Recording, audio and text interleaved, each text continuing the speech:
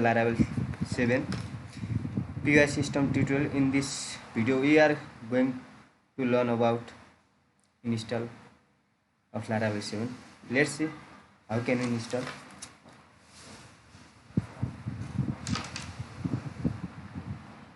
सर्वप्रथम हामी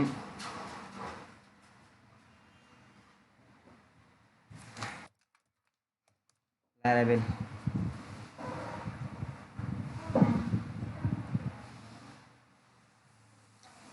Laravel 7 install गर्छौं अनि यहाँ तल हुन्छ यता चाहिँ यसलाई कपी गरेपछि म चाहिँ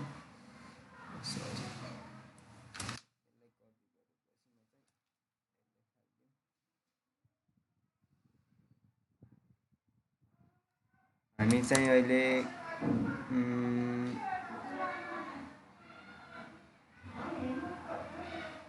डेस्कटपमा राख्दियौ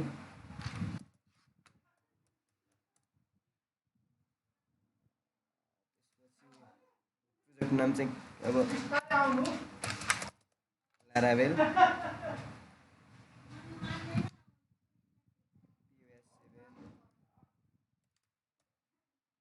POS 7 भन्नाले म चाहिँ तपाई यो भनेको चाहिँ तपाईको प्रोजेक्ट नाम भयो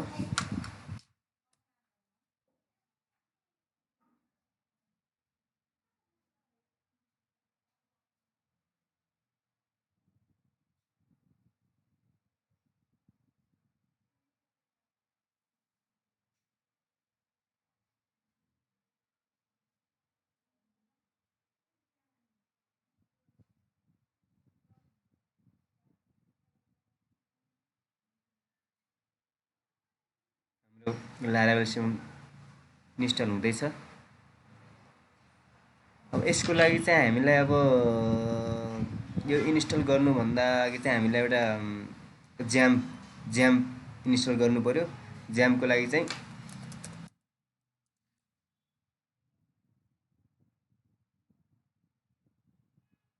यताबाट गएर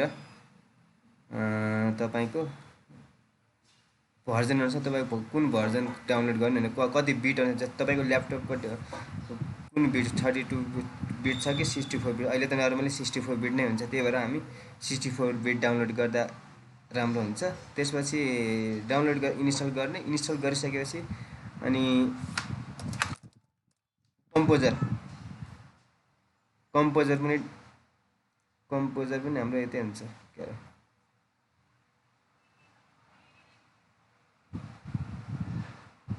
मसँग अलरेडी कम्पोजर छ होला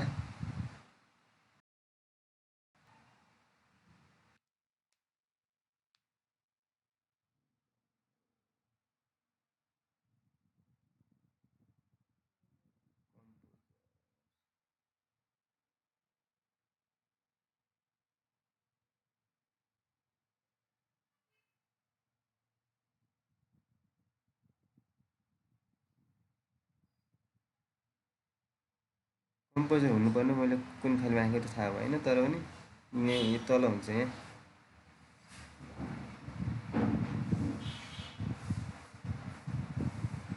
यसमा गएर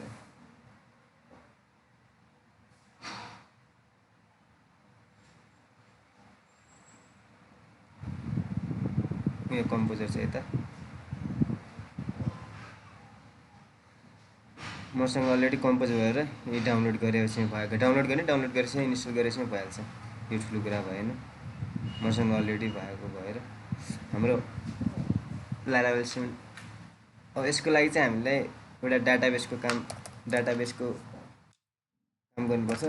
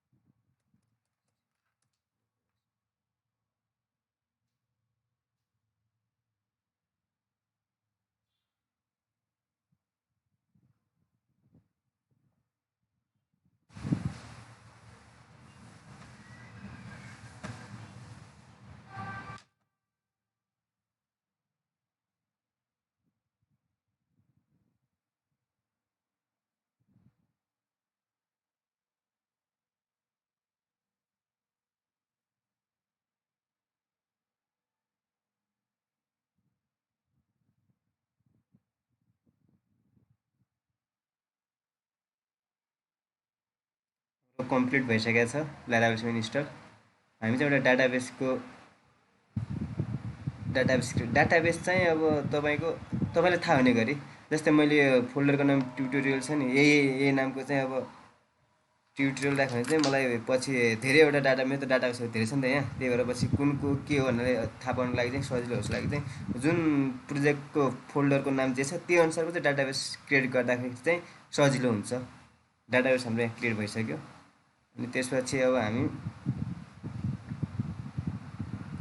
यो पनि क्रिएट भइसक्यो। अब यहाँभित्र जस्तै यो हाम्रो फोल्डर यहाँभित्र एउटा सिडी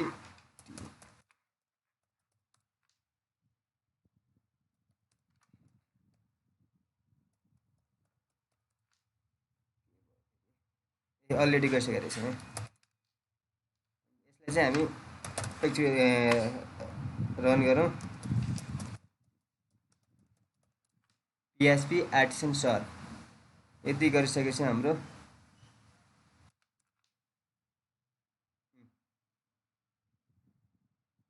पिएचपी त्यसको लागि चाहिँ हामी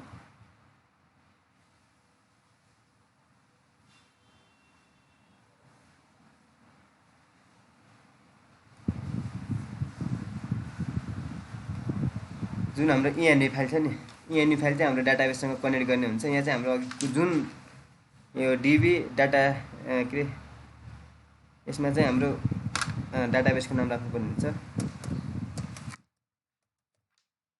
यो चाहिँ रुट नै रहन्छ। यहाँ अहिले यत्तिकै बस्छ यिनीहरू चाहिँ, पछि म बिस्तारै भन्दै जानेछु। यति गरिसकेपछि अनि अब त्यसपछि यसको यो भने चाहिँ हाम्रो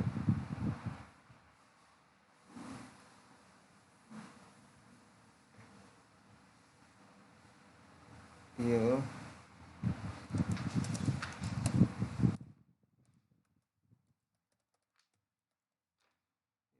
कन्ट्रोल एस गरेपछि अब यसलाई चाहिँ हामी एउटा लारावेलमा चाहिँ एउटा अथेन्टिकेसन,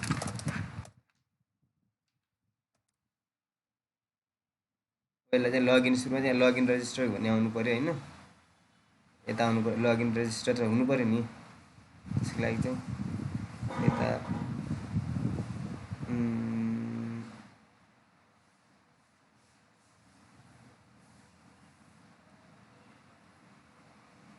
सेक्युरिटीमा होला।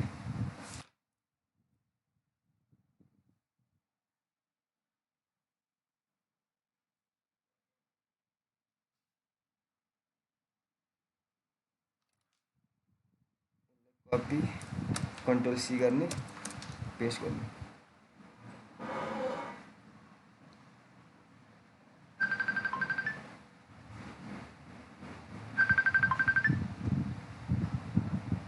म एकचोटि त्यसपछि हाम्रो पिएचपी आर्टिसन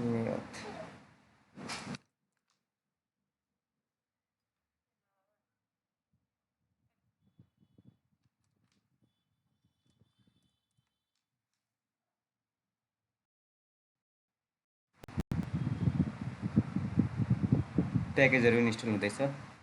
अनि यसपछि हाम्रो चाहिँ अब यसपछि हामीलाई एउटा ड्यासबोर्ड चाहिन्छ ब्याकएन्डमा।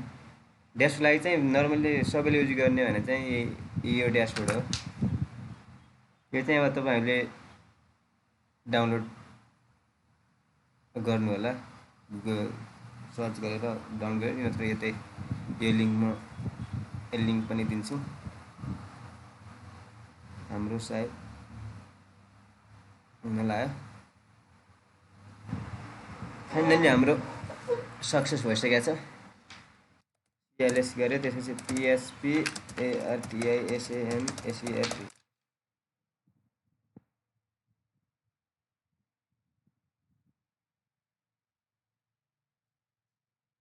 अघि चाहिँ यस्तो थियो भने चाहिँ अब चाहिँ चेन्ज आउनुपर्छ है। चेन्ज आयो नि, लगइन र रजिस्टर यता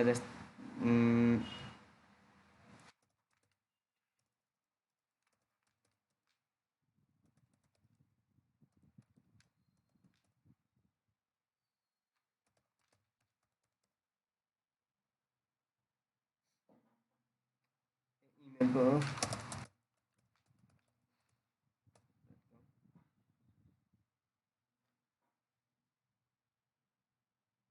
के त हाम्रो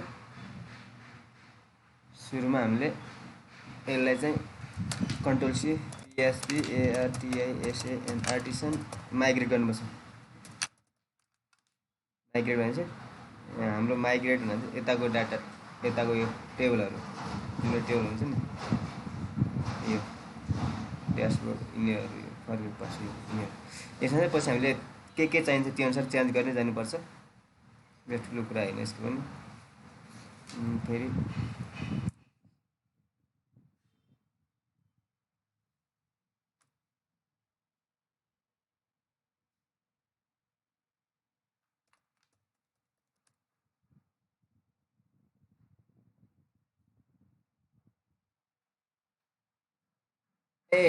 सुरुमा रजिस्टर गर्नु पऱ्यो नि हामीले।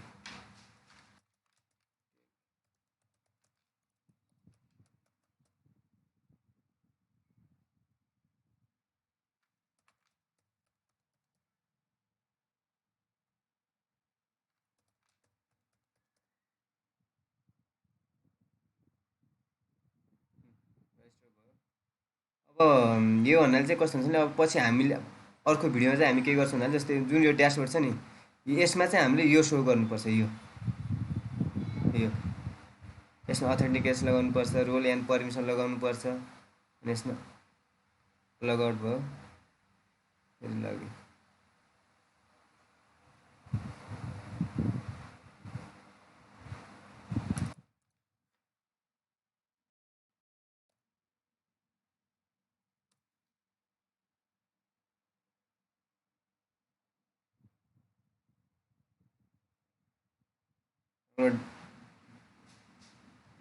के थियो हाम्रो डाटाबेसको नाम ट्युटोरियल